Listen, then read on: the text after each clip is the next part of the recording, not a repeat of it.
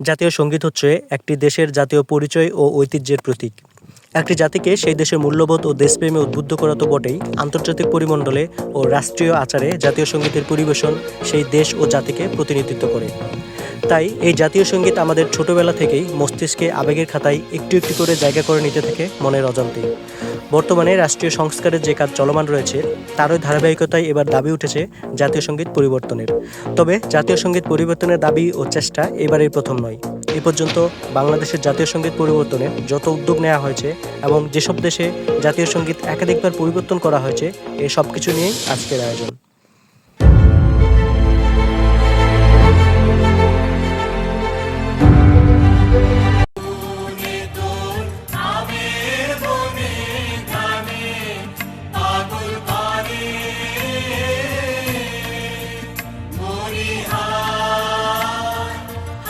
জাতীয় সঙ্গীত পরিবর্তনের প্রথম উদ্যোগ নেয় ১৯৭৫ সালে খন্দকার মোস্তাক আহমেদের সরকার।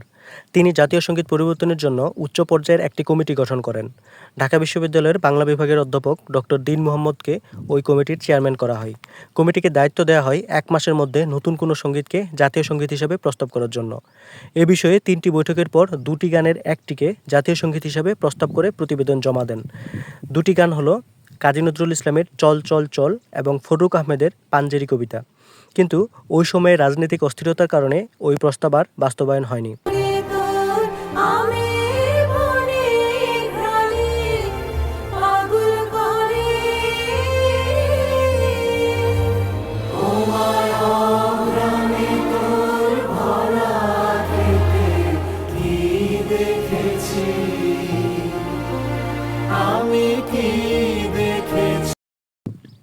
জাতীয় সঙ্গীত পরিবর্তনের দ্বিতীয় উদ্যোগ নেওয়া হয় ১৯৭৯ সালে জিয়াউর রহমানের শাসনামলে।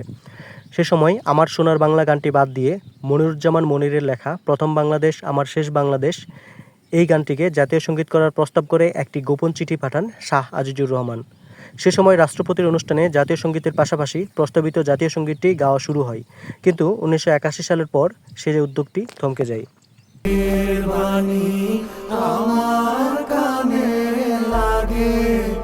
সুধার মতো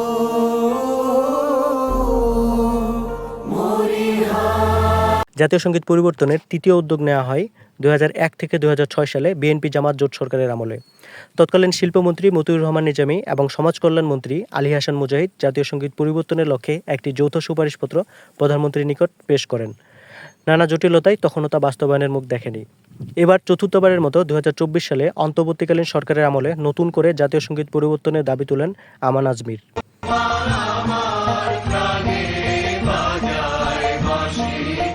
তবে শুধু বাংলাদেশের প্রেক্ষাপটেই নয়, বিভিন্ন সময়ে রাজনৈতিক, সামাজিক ও সাংস্কৃতিক প্রেক্ষাপটে বিভিন্ন দেশ তাদের জাতীয় সঙ্গীতে পরিবর্তন এনেছে।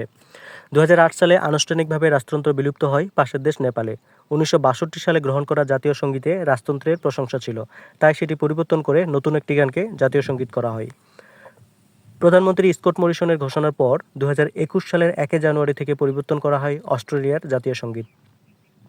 নাৎসিবাদকে উৎসাহিত করে এমন ইঙ্গিত রয়েছে অভিযোগে জার্মানির জাতীয় সঙ্গীতের কয়েকটি লাইন পরিবর্তন আনা হয়। বর্ণবাদী শাসনের যুগ শেষ হলে ১৯৯৭ সালে দক্ষিণ আফ্রিকার জাতীয় সঙ্গীতেও পরিবর্তন আনা হয়। সাদ্দাম হোসেনের পতনের পর ২০০৪ সালে নতুন একটি গানকে জাতীয় সঙ্গীত হিসেবে সাময়িকভাবে নির্বাচিত করা হয়। আফগান জাতীয় সঙ্গীত এখন পর্যন্ত কয়েকবার পরিবর্তিত হয়েছে। তালেবান শাসনামলে কোনো জাতীয় সঙ্গীতই ছিল না। ২০০২ সালে পুরনো জাতীয় সঙ্গীত ফিরিয়ে আনা হয়। পরে ২০০৬ সালে কারজাই সরকার সবকিছু নতুনভাবে শুরু করতে জাতীয় সঙ্গীতটি পরিবর্তন করে। উত্তর আমেরিকার দেশ কানাডাও সম্প্রতি তাদের জাতীয় সঙ্গীত লিঙ্গ নিরপেক্ষ করে পরিবর্তন এনেছে। ইউরোপের দেশ রাশিয়াও জাতীয় সঙ্গীতে পরিবর্তন এনেছে। ভ্লাদিমির পুতিন ২০০০ সালে রুশ প্রেসিডেন্ট হিসেবে দায়িত্ব নেওয়ার পর ১৯৯০ সালের আগে ব্যবহৃত জাতীয় সঙ্গীতটির কিছু লাইনে পরিবর্তন করে ফিরিয়ে আনেন।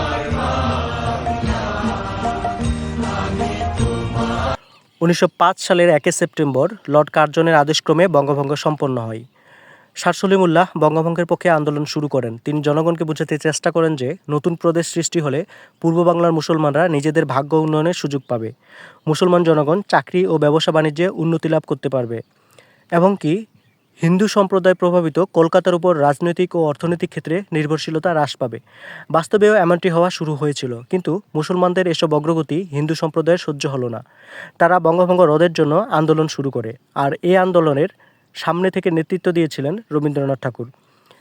ডাকপিয়ন গগন হরকরা রচিত আমি কোথায় পাবো তারে আমার মনের মানুষ জেরে এই গানটির অনুষঙ্গে আমার সোনার বাংলা গানটি রচনা করেন। এই গান আন্দোলনকে আরও বেগবান করে। শেষ পর্যন্ত 1911 সালে বঙ্গভঙ্গ রদ করতে বাধ্য হয়।